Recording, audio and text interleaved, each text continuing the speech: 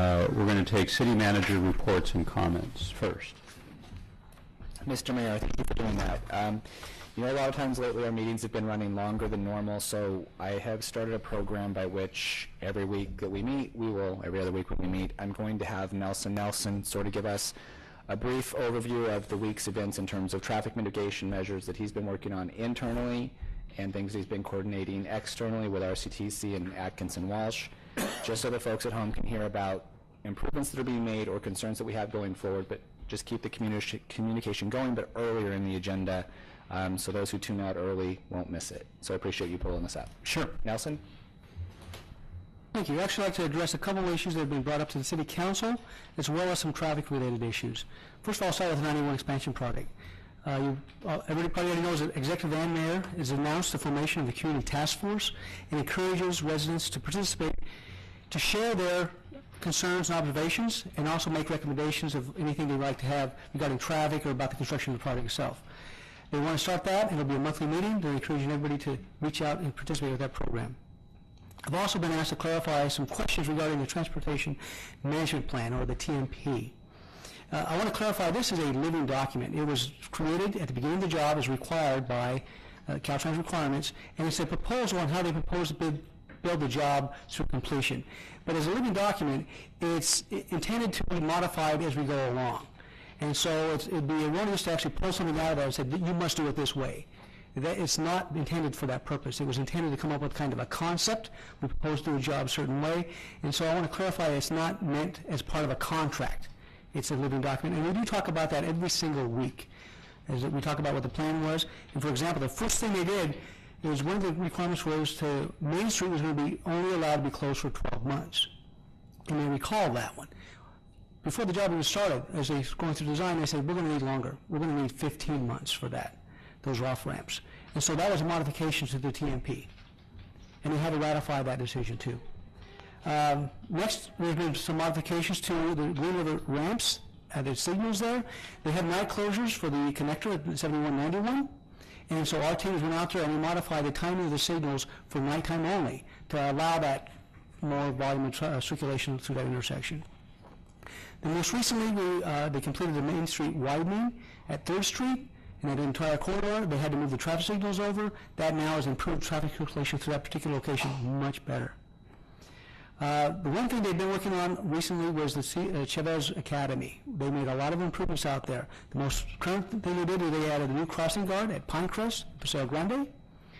At that same location, they have traffic beacons, flashing traffic beacons. Just today, they also implemented a new traffic director at the school entrance. This person will be directing traffic in and out of the parking lot there. The school has also restriped the parking lot to accommodate circulation on site. So during the peak periods of the school, letting in and coming out, cars can get out of that much easier. They've also are going to, and RCTC is going to help the school construct a temporary students walkway from the back entrance. And that's going to move and open the gate from Pelissa Drive and Burning Tree Drive to allow students through that point. When they closed that gate, it meant everybody had to come around on Paseo Grande to enter the school. And so this allowed a different way to access the school.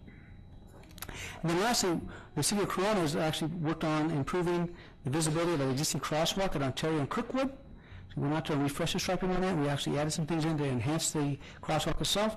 We're also conducting a crossing guard analysis to determine if a crossing guard is really appropriate for this particular location.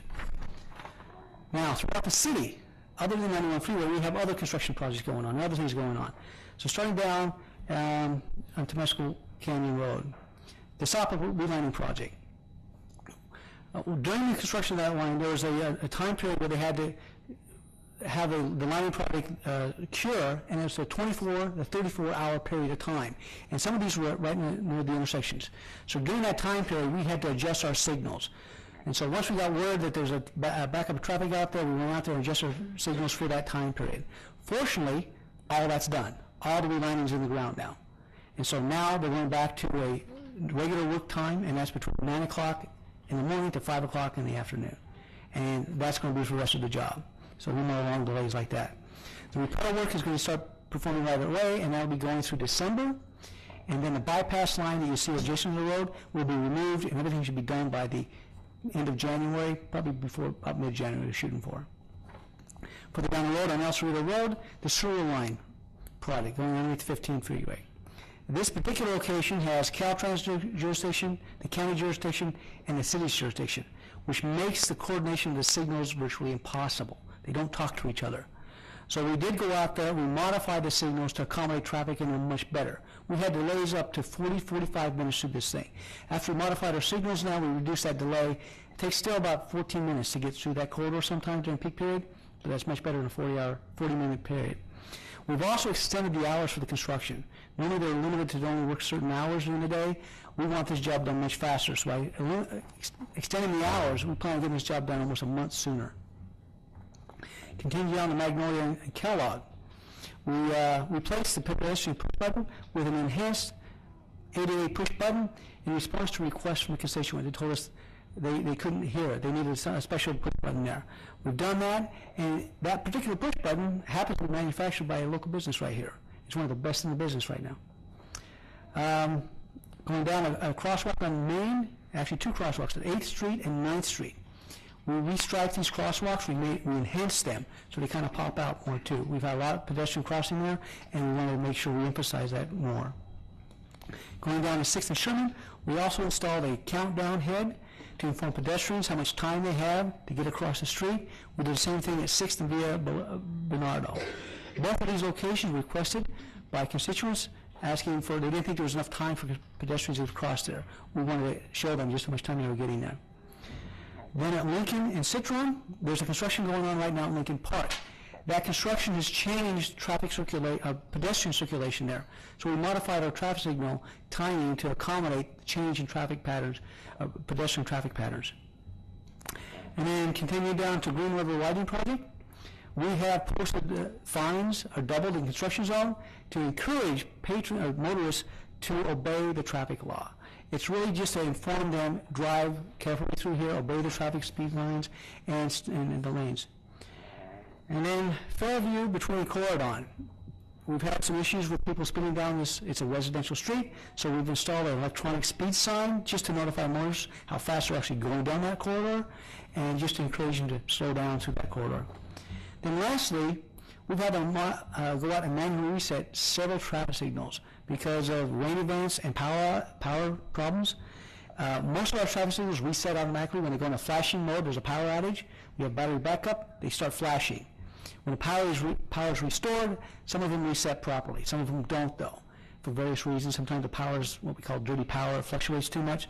So our team is deployed to go out there and reset that. We should never have our signals on flashing for days. It should only be for hours. And that concludes my update.